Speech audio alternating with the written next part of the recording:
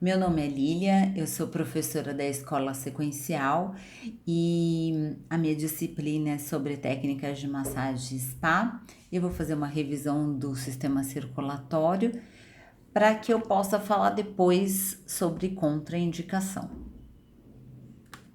Então, o sistema circulatório ele é composto de sangue, né, que é a parte líquida, onde eu vou levar oxigênio, nutrientes, né, para os meus tecidos e órgãos.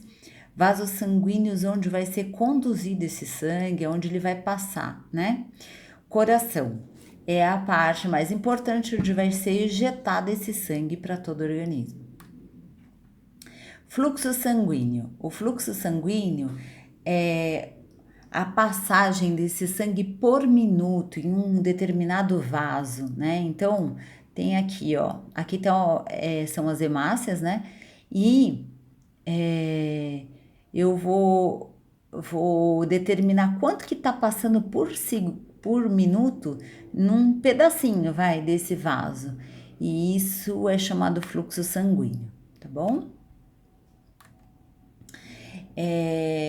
Aproximadamente, a gente ejeta por minuto 5 litros. No ventrículo esquerdo é ejetado para todo o organismo 5 litros em repouso. Eu coloquei essa figura de uma pessoa dormindo, mas não necessariamente dormindo, tá? Seria esse repouso, uma pessoa sentada, sem estar fazendo grandes atividades em movimento, tá? Para vocês terem ideia, numa atividade física, esses 5 litros é multiplicado por 5. Então, ou seja, eu estaria ejetando 25 litros por minuto numa atividade física, tá bom? Então, eu vou falar de pequena e grande circulação. A pequena circulação ela acontece entre o pulmão e o coração. E aí existe um direcionamento desse sangue, né? Então, e se inicia no ventrículo direito. São 4 cavidades do coração, né? Que vocês já sabem: átrio direito, átrio esquerdo, ventrículo direito e ventrículo esquerdo. Os átrios eles ficam na parte superior do coração e os ventrículos na parte inferior do coração, respectivamente, o lado direito e o lado esquerdo. Então, do seu lado direito do seu coração, você vai ter o ventrículo direito e o sangue pobre em oxigênio. Se ele é pobre em oxigênio, logo ele é rico em CO2, em gás carbônico. E aí ele é direcionado, esse sangue pobre em oxigênio, pelas artérias pulmonares. A artéria pulmonar, ela é dividida em duas, direita e esquerda. Por que direita e esquerda? Porque nós temos dois lados do pulmão. Então tem o pulmão direito e o pulmão esquerdo. Então vai ser direcionado esse sangue para esses dois pulmões. E lá no pulmão, tanto no direito quanto no esquerdo, e vai acontecer a troca gasosa. Mais especificamente no alvéolo, tá? É a menor porção ali do parênquima pulmonar. Aí eu não sei se vocês estão conseguindo ver, mas aqui ó, dentro desse alvéolo, eu tenho oxigênio e tenho CO2, que é o gás carbônico. E aí eu aumentei a figura, já vou explicar para vocês na figura maior como que isso acontece. Por enquanto eu tô lá no pulmão fazendo troca gasosa. Essa troca gasosa é chamada de hematose. A hematose, então, nada mais é do que essa troca gasosa. A troca entre o oxigênio, que é captado, né? Ou seja,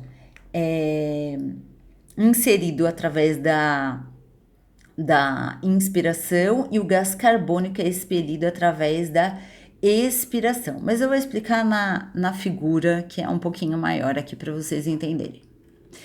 Então, aqui é quando eu faço a captação desse oxigênio, é o que eu capto, o que eu inalo pelo meu nariz, ou às vezes pela boca, mas o mais correto é inalar pelo nariz, né? E aí esse oxigênio vai lá nos meus pulmões, né? Tanto no direito quanto no esquerdo, e aí eu vou fazer a troca gasosa, chamada de hematose. E o CO2 ele vai ser expelido, tudo bem? e a gente vai entender essa parte, primeiro essa pequena circulação. Então, que vai do coração até os pulmões, vai fazer a troca, e a gente vai entender por que esse O2 entrou, para onde que ele vai agora. Então, ele vai para o átrio esquerdo.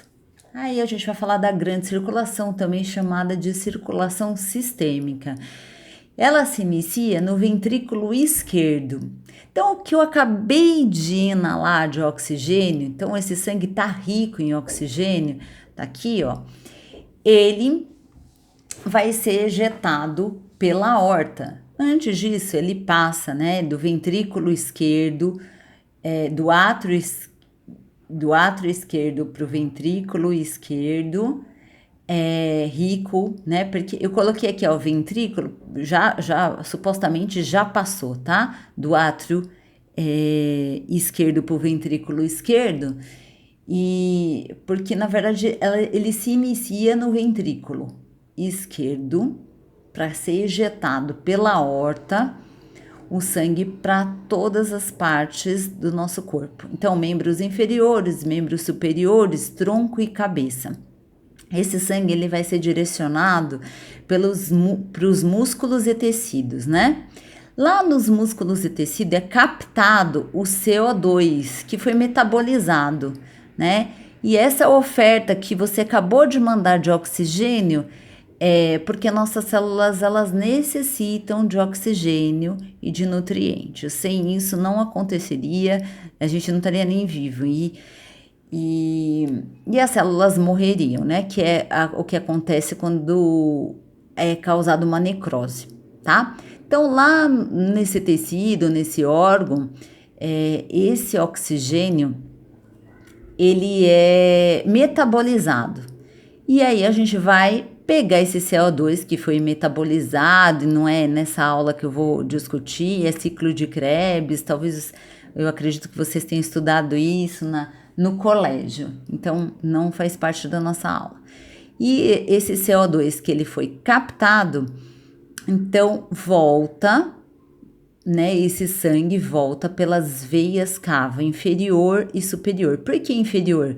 Porque vem dos membros inferiores, né, esse sangue, e superior que vem em metade do tronco, né, desculpa, e o sangue que veio pela veia cava superior vem dos membros superiores e cabeça, uma parte do tronco, né, e é desembocado no átrio direito, que é o sangue pobre em oxigênio, que aí é o que a gente começou a ver lá da pequena circulação.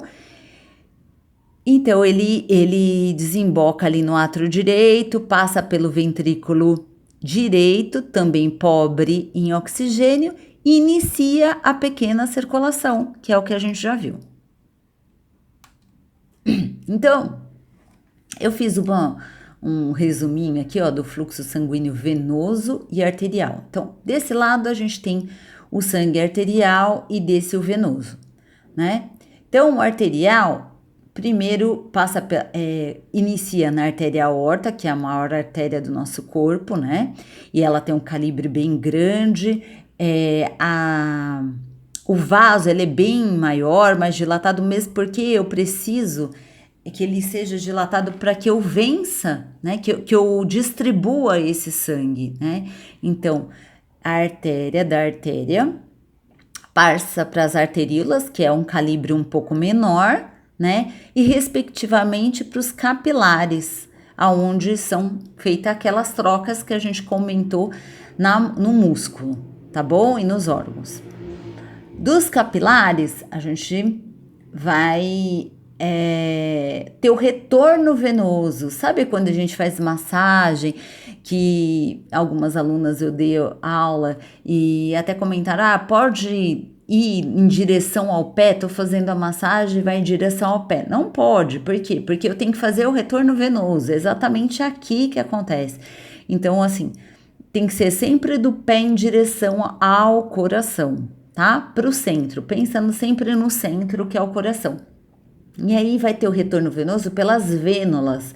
As vênulas são calibres maiores, né, do que os capilares, mas menores do que as veias. Aí chega aqui, ó, no átrio direito, vai ser desembocado esse sangue pobre em O2, por quê? Porque foi feita aquela faxina lá na musculatura, foi metabolizado, né?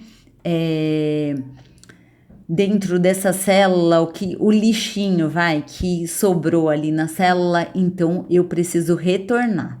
Quando eu retorno aqui pela veia cava, tanto inferior quanto superior, que é o que eu já comentei, inferior porque vou pegar os membros inferiores, metade do tronco, e aí eu desemboco aqui o sangue, no ventre da veia cava inferior. E aí eu pego uma parte do tronco e cabeça, né? E esse sangue vai retornar pelas veias cavas superiores. Tudo bem? Aí do átrio direito para o ventrículo direito, a gente vai iniciar a pequena circulação, que eu já havia dito. Então, assim, basicamente é um resumo, né? Eu sei que não é tão fácil assim de entender, né? Mas com um pouquinho de esforço a gente consegue assimilar. Então, eu vou fazer novamente, né? O resumo. Então, as artérias são calibres maiores, aí vem para calibres menores, e calibres menores ainda são os capilares. Aí, vênulas são maiores que os calibres dos capilares, mas as vênulas são menores do que as veias e vai desembocar. Deste lado, então, vamos supor que foi ejetado 5 litros por minuto porque você estava em repouso, certo? Desse lado vai estar 5 litros e do outro lado também eu tenho que ter um retorno venoso de 5 litros, tá? Não tem como ejetar 5 litros do lado esquerdo e voltar 4. Não, é proporcional. O que diferencia é a pressão, tá? Mas isso não é para essa aula, é só um resumo mesmo.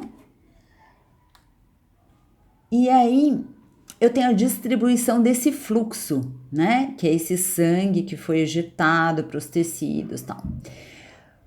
Quando eu relaxo essa musculatura, né? Faço relaxamento vascular.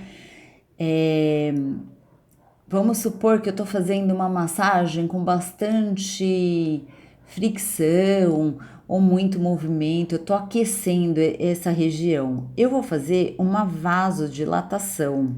Claro que não é uma. Quando a gente vai fazer massagem, a gente não modifica o sistema circulatório mais profundo, a gente modifica mais o superficial.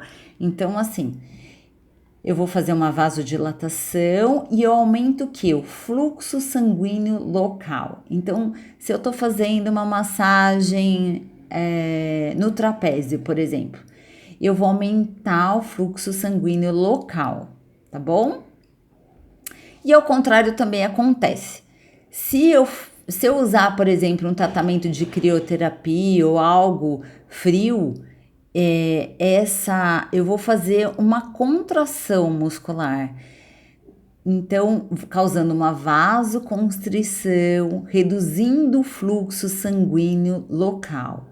Não necessariamente pode ser um tratamento frio. Por exemplo, quando a gente tem um espasmo muscular, sabe aquela dorzinha, né, do músculo? É porque com certeza aconteceu uma vasoconstrição e reduziu o fluxo sanguíneo. Por isso a importância da massagem. Por quê? Porque eu vou aumentar o fluxo sanguíneo, vou aumentar a vasodilatação, vou ter o relaxamento da minha musculatura e, consequentemente, aumento da nutricional ali do tecido e oxigênio. Isso vai ajudar eu diminuir a dor, né, desse meu cliente. Ok? É isso, muito obrigada.